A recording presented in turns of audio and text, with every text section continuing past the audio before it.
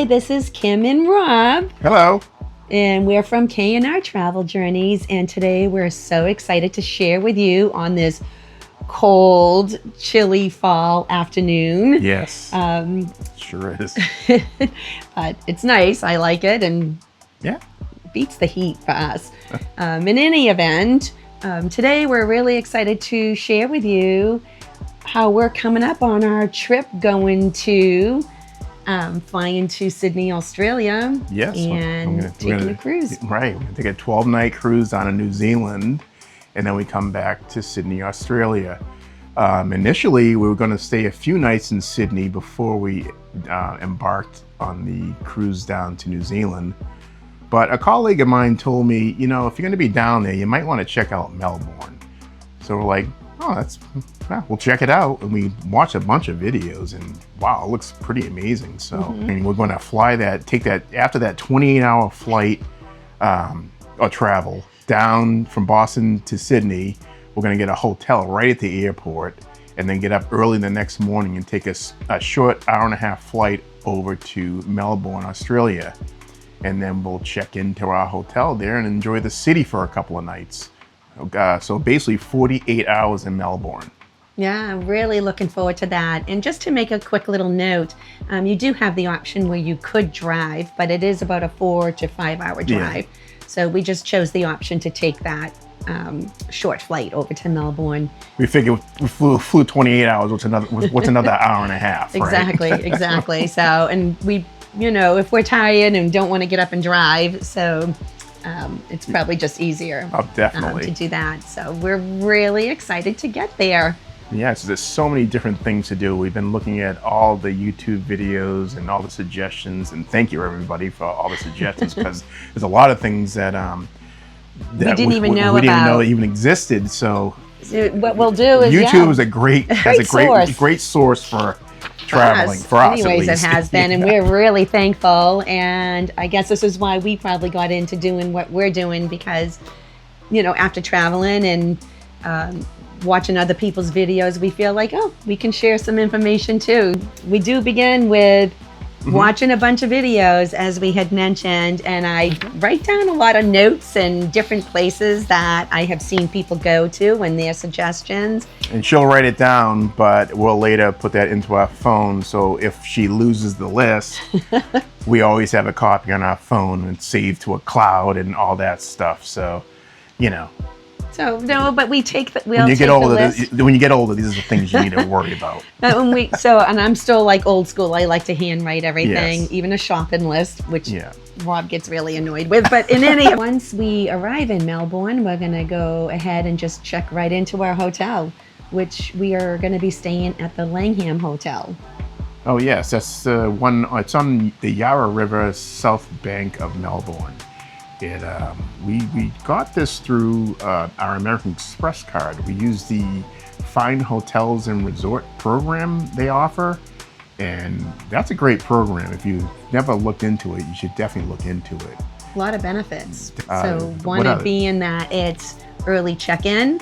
Yes. You have a complimentary breakfast, whether it's right there in their restaurant, or you could actually have it right there in your room. Yes, you could do in-room dining with that, which is a nice little perk. And it's up to a certain amount. I'm not sure what it is.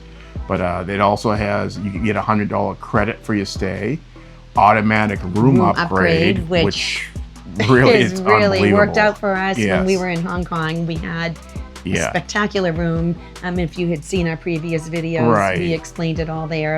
And we have a late checkout if you need it. We won't be needing it for this trip, but if you do need a late checkout, it does come with that program as well. It's a nice benefit. So, and I will say with the automatic room upgrade, that's if it's available. Yes. But I think depending on when you travel, most likely, you know, you could work around where you're going to get that automatic. Sometimes it's available. I know one time we used a program and the lady at the desk said, well, if you wait a couple of hours, we can get you a really nice room. So always ask, always ask them, if I do wait like an hour or two, if you're early, could I get an upgraded room? And that did work out for us. I forget I think we were in Nashville, Tennessee or something.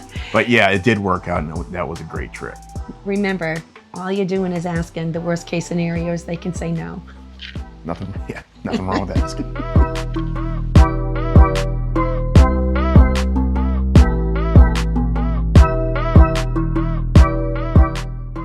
So let's have some fun and talk about the bucket list we have so far for Melbourne. Yes. It's quite a big list, and I know we're not going to get to all of it, but just to share a couple of things we have on here. We are only there for 48 hours. We're going to make the best of it. And after watching the many videos, as we had explained, there's just so many things. There are so many cool little bars to go to. Yeah. And one of the greatest things that if we had not watched the videos, we discovered that there's actually hidden bars. Or the speakeasies. Yes. Oh, yes. So, and it's not, and then there's they look pretty cool. So they do. I'm definitely looking forward to one of checking that them out. being the Storyville bar that I'm looking forward to going to. All right. So there's a lot of different things. Queen Victoria Market. Queen Victoria Market. We get there on a Sunday, right? Mm-hmm. And we're there we're basically in Melbourne for Sunday and Monday for the days that we're there. And Sunday, Queen Victoria Market's open, but we had to check the hours because on Monday, because we were actually to go there on Monday, it's closed on Monday. It's closed, so you have to be aware of all that to like check out the days that you're going to be there and make sure that these things are going to be opened, so you're not surprised and being like, oh shoot, they're not opened, or the times change. So as you said, like they're not open on Mondays, but they are open Sundays from, I think right now it's like 9 a.m. to 4 p.m. Yeah. So you just have to keep that stuff in mind. Definitely double check it, because I'm sure the hours change and everything, from season to season. We're staying at the Langham Hotel, like we mentioned earlier, and it is walkable to everything. Like we just cross over the bridge and just walk over there, and we can go to all the different laneways they have over there, which it looks amazing. The food looks amazing.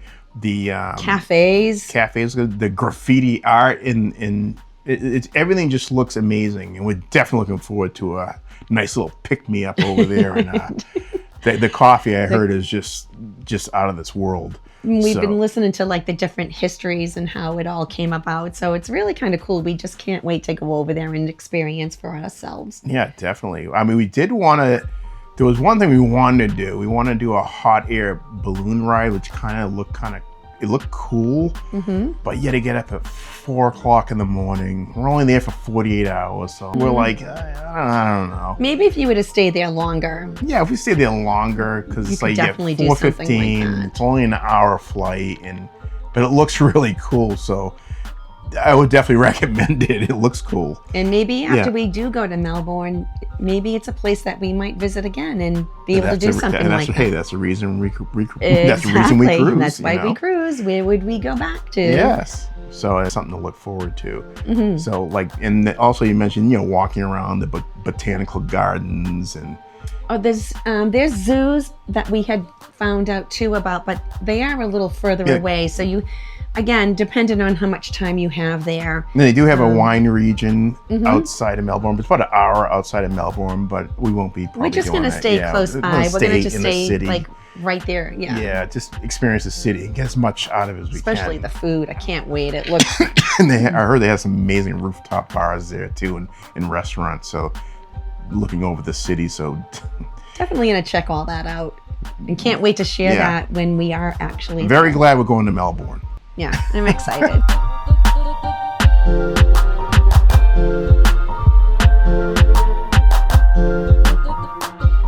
So, 48 hours in Melbourne. Yeah, hopefully it's going to be great. I'm sure it will be. Always make the best of your time wherever you are. Yeah. Right? So if anybody out there has some suggestions of what to do in Melbourne for us to do, we definitely always appreciate that. Truly do. So put it down in the comments and let us know what we're missing and what we should do when we're in Melbourne. Just keep in mind we have 48 hours. Yeah, just 48 hours. So until we head back to Sydney from there. Yes, we go back to Sydney and then we embark on our cruise down to New Zealand. and our 12-night cruise on the New Zealand. Then we come back to Sydney, and we're going to spend three nights in Sydney too. So any comments also what we can do in Sydney, that would be appreciated as well.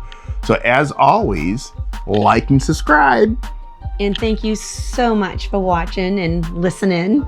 And enjoying K&R Travel Journeys. We appreciate all your support, and we look forward to giving you more content. We really do. Thank you. Until next time. See you later. Bye-bye. Toodles.